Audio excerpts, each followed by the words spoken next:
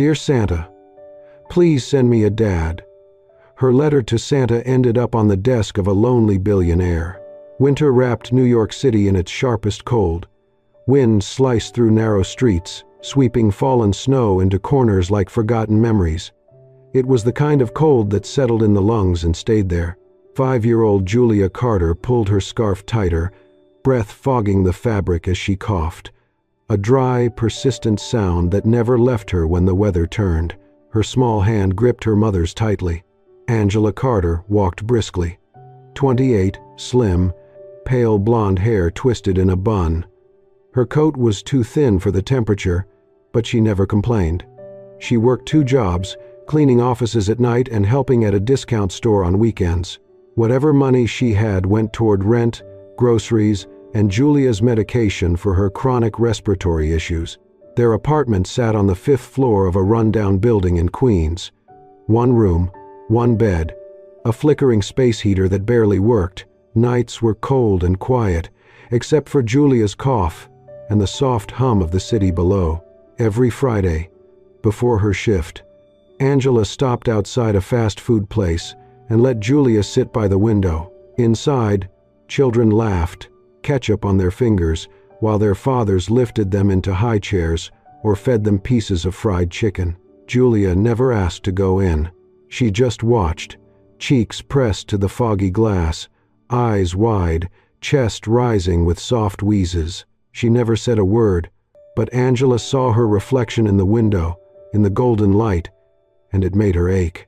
That night, back home, Julia couldn't stop thinking about how her mother's smiles always faded too quickly, how her laughter never sounded like the ones in the restaurant. She wasn't old, but her eyes looked older than anyone Julia knew. While Angela boiled water for noodles, Julia curled under a blanket, coughing. When her mother wasn't looking, she reached for a piece of lined paper from her notebook, grabbed a dull pencil, and began to write. Dear Santa, please send me a dad. Not for me, but for Mommy too. I think she's lonely. Love, Julia Carter. Mommy, Angela. Beneath the words, she drew a picture. 3 people, tall man, smiling woman with a bun, and a curly-haired girl in the middle. They were all holding hands, all laughing. She folded the letter carefully, tucked it into her backpack, and waited for the right moment to send it. The next day, Angela took Julia grocery shopping. The sky was steel gray, the wind harsher. Julia coughed almost the whole way. Angela had no choice but to bring her. Childcare was too expensive, and the neighbor who sometimes helped was out of town. At the store, as Angela counted change at checkout, Julia spotted it outside, a bright red box beside the building, labeled in bold white letters, Customer Suggestions, Grayson Holdings. But to Julia, it looked exactly like a mailbox for Santa Claus. She tiptoed forward, pulled the letter from her backpack, and slipped it into the slot. Her lips moved silently. Please find him, Santa. Angela turned just as Julia came skipping back. What were you doing, honey? Nothing, Julia said, smiling small. Angela tousled her curls, unaware. She didn't see the letter disappear inside a box that wasn't magical, but would soon become part of something close. Monday morning, top floor of Grayson Holdings.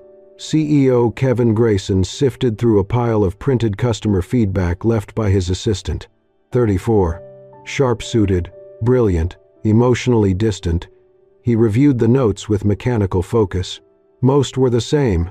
Complaints, requests, complaints again. Then, between 2 forms, a piece of notebook paper fluttered down. Unofficial, childlike. He frowned, opened it. Dear Santa, please send me a dad. He froze. Love, Julia Carter. Mommy, Angela. Angela Carter. The name hit him like a sudden jolt. Months earlier, during a small electrical fire in the storage level, a janitorial staff member had saved an elderly man, pulling him out, staying calm, administering first aid.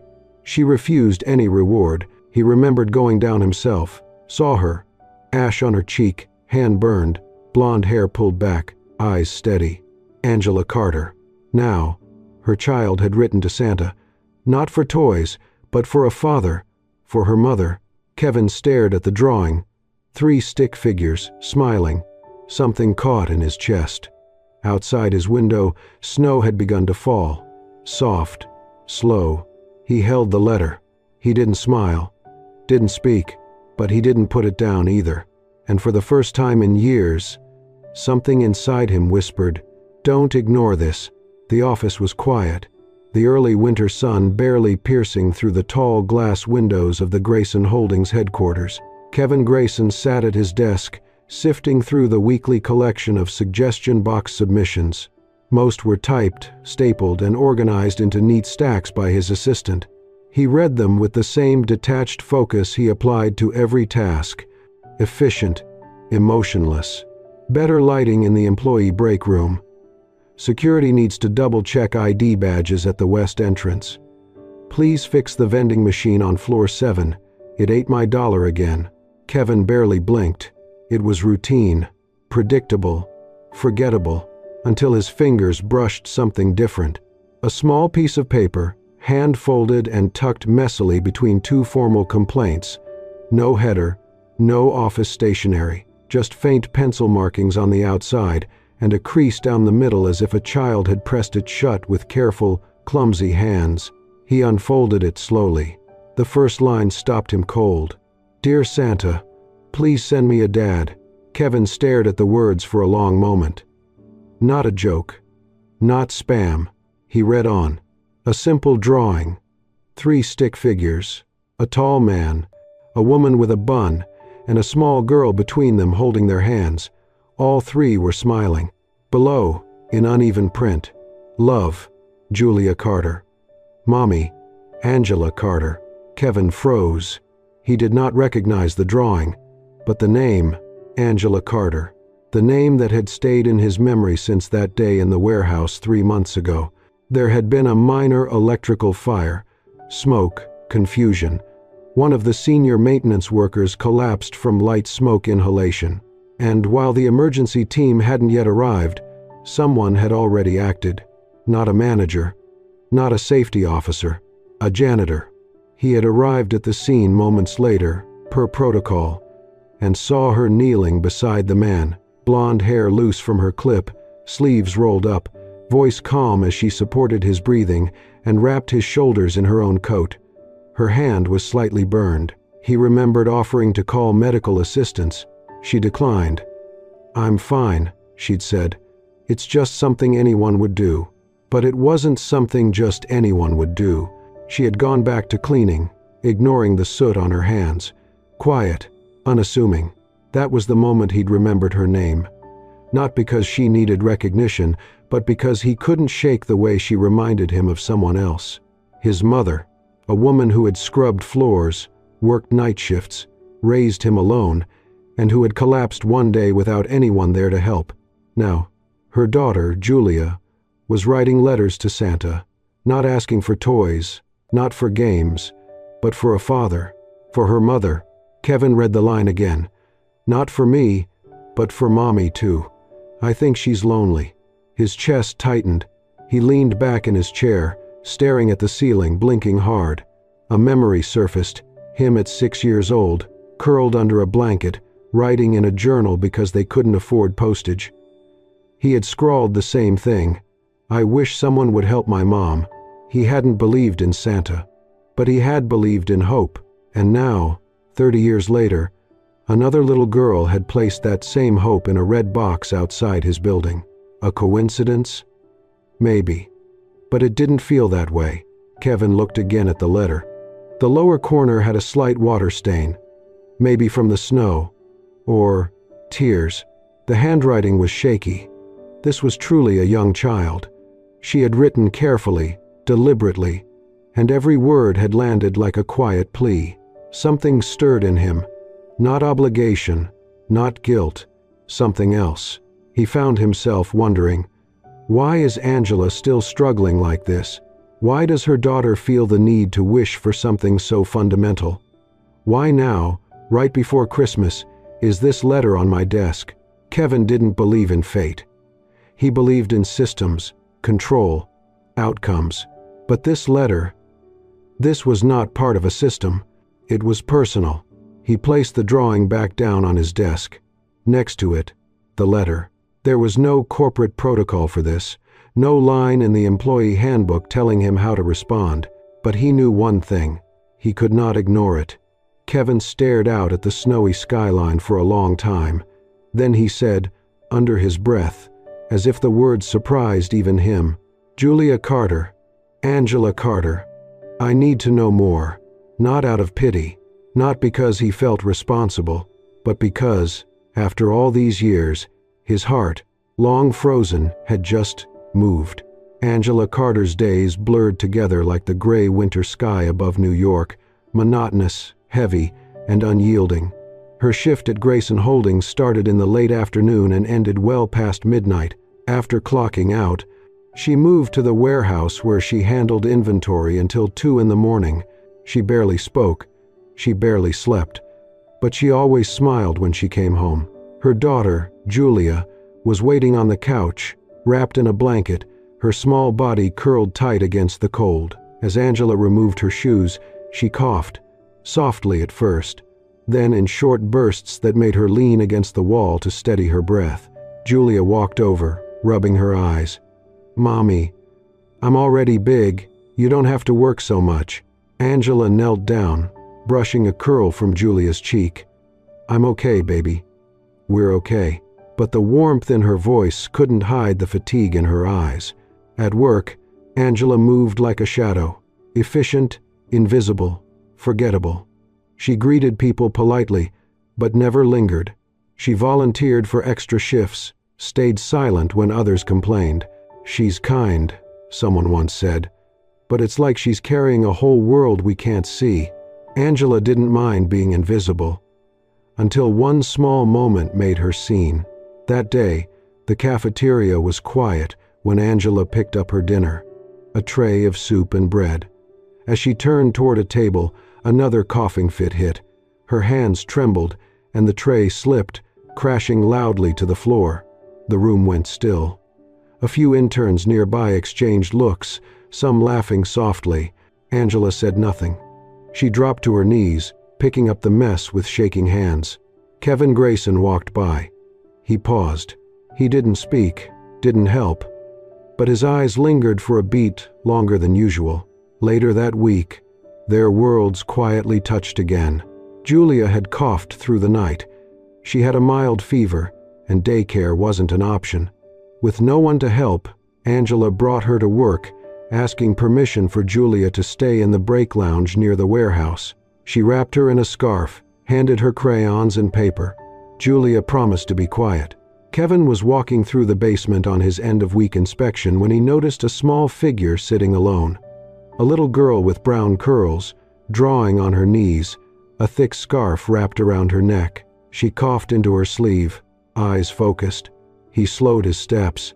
The girl looked up and offered a polite, raspy, "Hi, mister." He blinked, surprised. He sat on the bench across from her. "What's your name?" he asked. "Julia Carter." The world tilted just slightly. His gaze dropped to her drawing. 3 figures. A small one in the middle, smiling. "What are you drawing?" "Me, and Mommy, and someone else. I don't know him yet, but Mommy needs him too." Kevin couldn't answer, could barely breathe. Angela appeared, breathless. "I'm so sorry, Mr. Grayson. I'll take her out." Kevin stood, calm. "It's all right. Let her rest. Kids get cold easier than we do." Angela hesitated, then nodded, guiding Julia's hand back to the crayons. Kevin walked away, but something in him stayed behind. Back in his office, he opened Julia's letter again. Before, it had been sweet. Now, it was real. He unfolded the drawing inside. It matched the one she'd been sketching. Same 3 stick figures, same warmth, same longing. No more guessing. He knew who she was, and who her mother was, and he knew, quietly, that he couldn't walk away. He was no longer observing from a distance.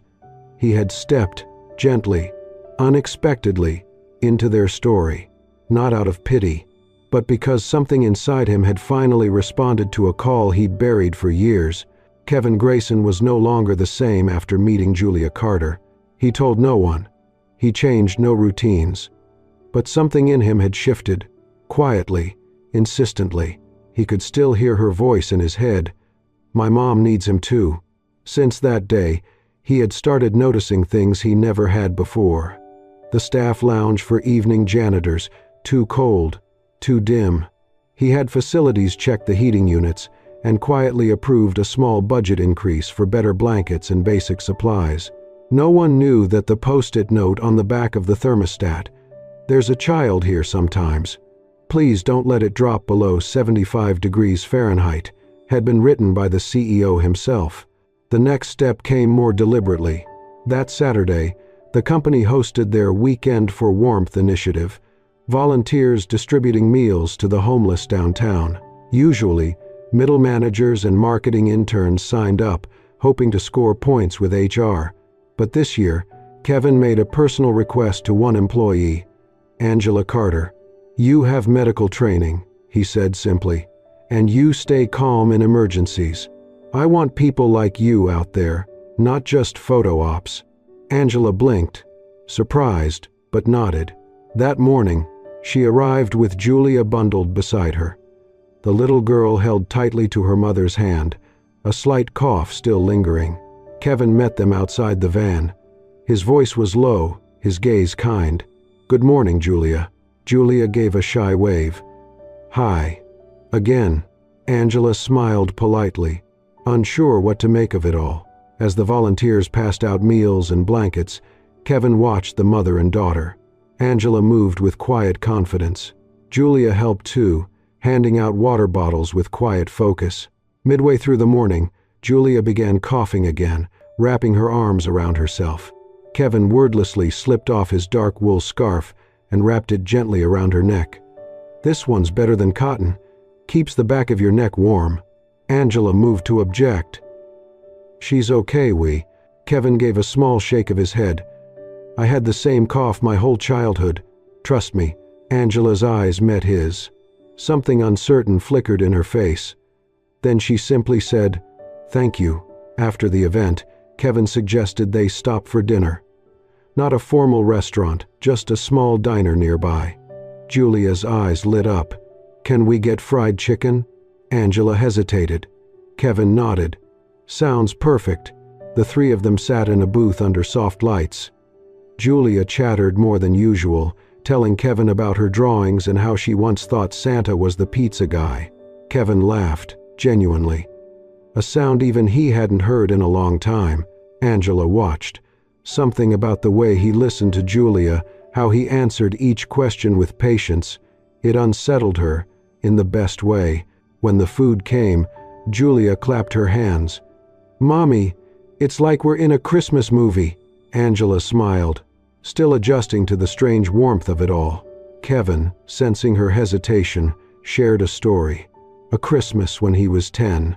No tree, no heat, but his mother had wrapped an old pair of gloves in newspaper and left them under his pillow. "I thought it was the best gift ever," he said, "because she gave it with everything she had." Angela looked down, then slowly back up, her expression shifting. On the ride home, Kevin offered a company car. This time, Angela said yes. As they reached her building, Kevin stepped out and crouched to Julia's level. "If Santa really exists," he asked softly, "and he sent your wish to someone, do you think he chose the right person?" Julia studied him, then smiled, wide, pure. "I think, maybe he did." She reached out and hugged him without hesitation. Angela stood still, heart caught in her throat. She didn't speak. But something in her eyes answered the question he hadn't dared to ask. Julia had begun to see Kevin as something safe, something steady, and in doing so, she quietly opened the door to both her mother's heart and his own. Angela had always drawn careful lines between herself and the world around her. She had to. Distance was safer. But lately, something had begun to shift, something small but impossible to ignore. Julia spoke of Mr. Kevin the way children spoke of fairy tale characters, like he belonged in their world somehow. She brought him up with an innocence that made Angela wary. "Sweetheart, he's a very busy man," Angela said one morning, helping Julia into her coat. "He's the head of the whole company. We shouldn't bother him." Julia paused, looking up with serious brown eyes. "But he looks at you like you're someone really important." Angela blinked, caught off guard. She had no answer. No one had looked at her that way in years. Kevin, on the other hand, had already crossed the line she didn't know she had drawn. Quietly, methodically, without announcement, he had begun to care. When he reviewed employee health screenings and saw Angela flagged for low blood pressure and early-stage kidney strain, something inside him pulled taut. He called an old friend from med school, a trusted internist, and arranged a discreet medical checkup. Angela came in for what she thought was a required wellness screening for night staff. The doctor simply said, "There's someone looking out for you. They just didn't want to make you uncomfortable." Angela walked home afterward, prescription in one hand and something unspoken in the other. But it was the phone call, late one Friday night, that made everything real. Julia had been coughing more that day, but by nightfall, her cheeks were burning and her breathing had grown shallow. Angela took her temperature 3 times, praying it would drop. It didn't. Panic rose in her chest. She considered calling an ambulance, but the looming cost froze her. She scrolled through her contacts and paused on one name, Kevin Grayson. Her thumb hovered, then moved, then pressed call. He answered on the first ring. "I'm on my way. No questions, no hesitation." 20 minutes later, his car pulled up. Angela stood on the curb, Julia in her arms, wrapped in a blanket. Kevin took one look at the child and gently lifted her into his own arms. On the drive to the hospital, they sat in silence. Snow fell in soft waves outside the window, muffling the city into stillness. Kevin finally spoke, voice low. "When I was 7, my mom collapsed during her night shift. I was home alone. I didn't know what to do. I just wished someone would carry her to safety." Angela looked at him. His hands were steady, but his voice held something fragile. At the hospital, Julia was stabilized quickly. The fever was high, but manageable. After the IV drip, her breathing eased. She fell asleep, fingers curled around the blanket. Angela sat beside her, drained. Kevin pulled up a chair on the other side. They didn't speak. They didn't need to. Somewhere after midnight, Angela drifted off, and so did he. When Julia opened her eyes hours later, she saw them, her mother, and the man with kind eyes, both asleep, leaning in. She blinked, then reached out and took their hands, pulling them closer. "Mommy," she whispered. "I told Santa I didn't want toys anymore." Kevin stirred. He opened his eyes and looked at Angela. She was already awake, watching Julia with tears quietly welling. Neither spoke. But as their hands rested near Julia's, Kevin reached out, slowly, gently, and took Angela's hand in his. She didn't pull away. And in that quiet hospital room, with snow still falling outside and Julia breathing steady between them, something wordless passed between the two adults. Not a promise, but a beginning. Angela had always believed that resilience meant surviving quietly. But ever since that winter night in the hospital, she had begun to realize that sometimes strength looked a lot like letting someone stay. As her health slowly stabilized, thanks to consistent checkups and better care, Kevin approached her with a proposition. It was not a promotion, not exactly, but something entirely different. He invited her to join a newly formed division, Employee Care and Support, designed to create better policies for workers in vulnerable positions. "I need someone who understands what it means to work 2 jobs and still fall short," Kevin said, his voice calm but sincere. "Not someone with the perfect resume. I need someone real." Angela hesitated. She looked down at her hands, still rough from years of cleaning, and admitted softly, "I was in my final year studying biotechnology. I dropped out when I got pregnant. I never looked back." Kevin didn't flinch. He simply smiled. "Then maybe it's time to look forward." The change was quiet but meaningful. Angela began working days in the new department, learning policy writing, while still picking up extra shifts where needed. Julia, healthier now, started drawing fewer sad houses and more suns with smiling stick figures. One weekend, the company organized a team-building retreat in a lakeside park outside the city. Kevin insisted Angela come. Whether by coincidence or gentle orchestration, she and Julia ended up on Kevin's team for the main event, a silly, spirited game called Triangle Family Challenge. Each team of 3 had to complete obstacles while staying connected, by rope, or holding hands, or answering questions in perfect sync. At first, Angela felt awkward, but Julia's laughter made her loosen. Kevin's quiet steadiness kept her grounded. When Julia slipped on a patch of damp grass, it was Kevin who rushed forward to lift her up, brushing dirt from her knees with surprising tenderness. That evening, as they sat under string lights and drank cocoa by the fire pit, Julia leaned into her mother's side and asked, "Mommy, if someone has 2 people who love them very much, can that be called a family?" Angela blinked, her heart caught in her chest. She ran her fingers gently through Julia's hair and whispered, "Yes, baby, that's exactly what it means." Julia smiled, curling deeper into her coat. "Then I think I have a family now," she said softly. Angela didn't speak. She only looked across the fire, where Kevin sat watching them, not smiling broadly, not trying too hard, just being there. A few days later, Kevin sent Angela a handwritten invitation, not through official channels, not by email. It was tucked into Julia's backpack with a post-it that read, "Your mom's invited too." Angela unfolded the card. It was an invitation to the company's year-end executive dinner. The line at the bottom made her pause. No dress code, just bring the person you love most. For a long time, she considered not going. Those events were never for someone like her. The gowns, the laughter, the glasses of wine held just so. But Julia had found the card and begged, "Please, Mommy, let's go. We'll be together." Angela walked into the hall that evening in a navy blue blouse and black slacks. No jewelry, her hair pinned back simply. She expected glances, maybe whispers. But when Kevin turned and saw her, his eyes didn't flinch. He walked over, not with fanfare, but with quiet purpose. "Julia made her Christmas wish," he said. "She chose you. I'm just hoping I get to stand near that wish for a while longer." Angela didn't answer immediately. She looked around the room. For once, it didn't feel too grand or too far out of reach. Maybe because she wasn't alone in it. She smiled, a small, real smile. "Then I guess we'll see where wishes take us."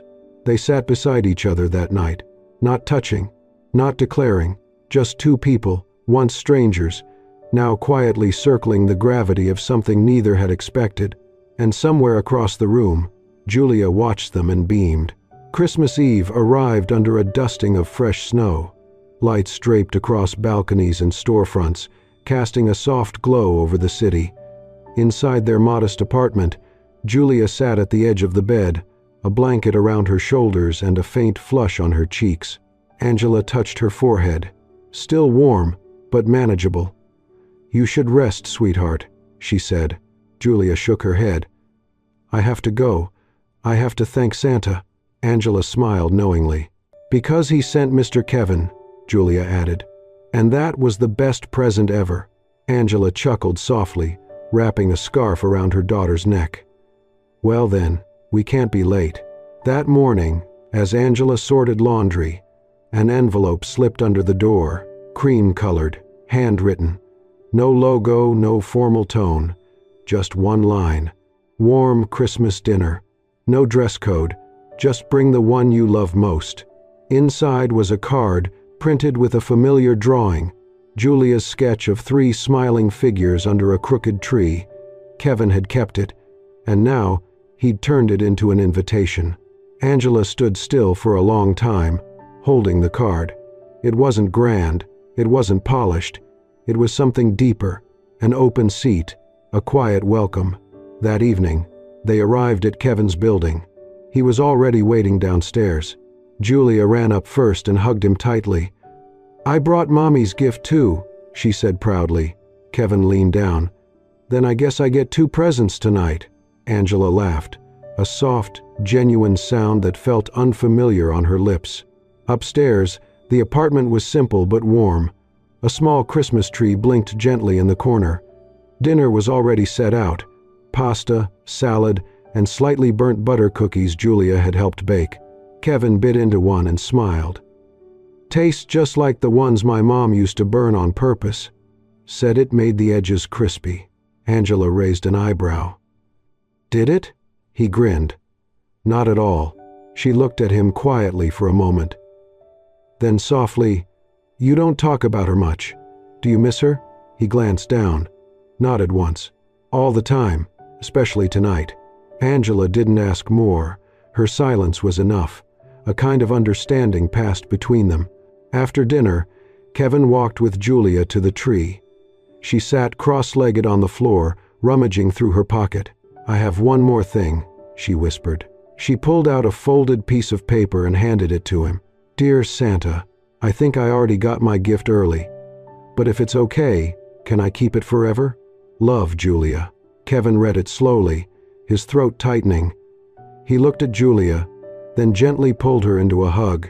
Angela stood nearby, quiet, watching. No one said anything grand, no confessions, no speeches, just a shared moment beneath the soft glow of fairy lights. Julia didn't need to explain. Kevin didn't need to ask. Angela didn't need convincing. What they had wasn't loud. It was steady. And this time, Christmas didn't feel cold at all. 1 year later, the city looked the same on the outside. Gray sidewalks, blinking lights, the distant hum of holiday traffic, but everything had changed for Angela. She now spent her mornings in a small classroom downtown, studying nutrition and community care. It was a second chance at the degree she had once left behind. In the afternoons, she worked part-time at a local clinic, applying what she learned to help others who reminded her of herself not too long ago. Julia, now 6, had grown stronger. Her respiratory condition was still monitored closely, but with proper care and the gentle persistence of the pediatric specialist Kevin had quietly arranged, she hadn't had a serious episode in months. Life was still hard sometimes, but it wasn't lonely anymore. Kevin had stepped down as CEO of Grayson Holdings. The suits, the board meetings, the endless strategic memos, all of it had begun to feel distant, irrelevant. Instead, he had become the senior advisor of a foundation he helped start. Hands First, a nonprofit dedicated to helping single mothers return to school, rebuild careers, and restart dreams. Angela had been one of the first to write a full proposal for a new scholarship under the foundation's name. It was titled the Mother's Grant. She was no longer someone in need of help. She was part of the change. As the year drew to a close, Grayson Holdings hosted its annual recognition gala, an event once dominated by executives and shareholders, now transformed into a celebration of impact. Angela stood on the main stage, under soft lights, in front of hundreds. She wore a plain navy dress. No designer label, no jewelry, just a quiet confidence that hadn't been there a year ago. "When I was younger," she began, her voice steady, "I thought asking for help was weakness. I thought strength meant doing it all alone." She glanced toward the front row. Kevin sat beside Julia, who was swinging her feet beneath her chair. "But I learned," she continued, "that letting someone in, giving them space in your life, can make both of you stronger." The applause that followed filled the room. Kevin didn't clap right away. He just looked at her, as if he were memorizing the moment. Later that evening, the three of them walked beneath the lights strung over Fifth Avenue. Julia ran ahead, giggling, weaving between puddles of melted snow. Angela and Kevin walked quietly behind her, their steps in sync, their hands brushing occasionally but not quite meeting. Angela looked sideways at him. "If someday," she said slowly, "I don't need help anymore, would you still stay?" Kevin stopped, turning to face her. Without hesitation, he reached out and took her hand. "I'd stay," he said softly. "Not because you need me, but because I need you." their fingers intertwined, firm but gentle. Julia turned around just then and ran back to them. She threw her arms around both their legs, looking up with her gap-toothed grin. "Mom," she asked, "is Mr. Kevin your boyfriend now?" Angela opened her mouth, but nothing came out. Kevin chuckled. Angela looked at him. They both burst into laughter. They didn't answer. They didn't need to. Their hands remained clasped, warm against the chill of winter. And sometimes, that was all the answer the heart ever needed. If this story touched your heart the way it touched ours, don't forget to show your love. A single letter changed 3 lives forever, and sometimes all it takes is a little hope and a lot of heart. If you believe in the quiet magic of second chances, in love that grows from kindness, and in families built not just by blood but by choice, then you're in the right place. Subscribe to Soul-Stirring Stories and hit that hype button to support more beautiful tales like this one, because every story we tell begins with someone believing.